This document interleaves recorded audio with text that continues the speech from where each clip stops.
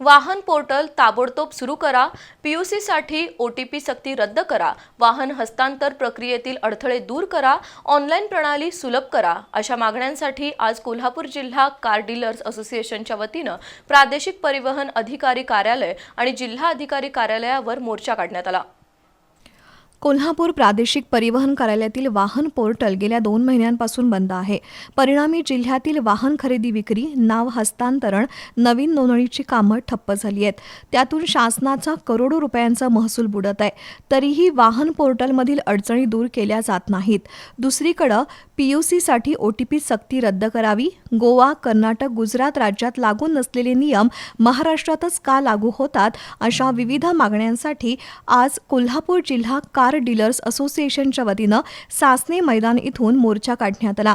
काळे T shirt परिधान केलेल्या वाहन खरेदी विक्री व्यावसायिकांनी प्रादेशिक परिवहन कार्यालयावर धडक मारली। जोरदार घोषणाबाजी करत प्रादेशिक परिवहन अधिकारी कार्यालयाच्या कामकाजाचा निषेध करण्यात आला। काही संतप्त आंदोलकांनी आरटीओ कार्यालयाला टाळं ठोकण्याचा प्रयत्न केला। अखेर प्रादेशिक परिवहन अधिकारी संजीव भोर यांनी कार्यालयाबाहेर येऊन संघटनेच्या पदाधिकाऱ्यांशी चर्चा केली आणि निवेदन स्वीकारलं। मागण्यांबाबत सकारात्मक निर्णय घेण्याचं आश्वासन भोर यांनी दिलं। दरम्यान जिल्हाधिकारी कार्यालयाच्या प्रवेशद्वारावर सुद्धा कार डीलर असोसिएशनच्या पदाधिकाऱ्यांनी निदर्शनं केली। मागण्यांचं निवेदन प्रशासकीय अधिकाऱ्यांना देण्यात आलं। यावेळी इजाज नागरकट्टी, विक्रम मोतीपुरे, जमीर सय्यद, प्रशांत पाटील, सुधाकर सासने, फैयाज अथणीकर, किरण पाटील, शीतल दत्वाडे, महेश सकपाळ उपस्थित होते।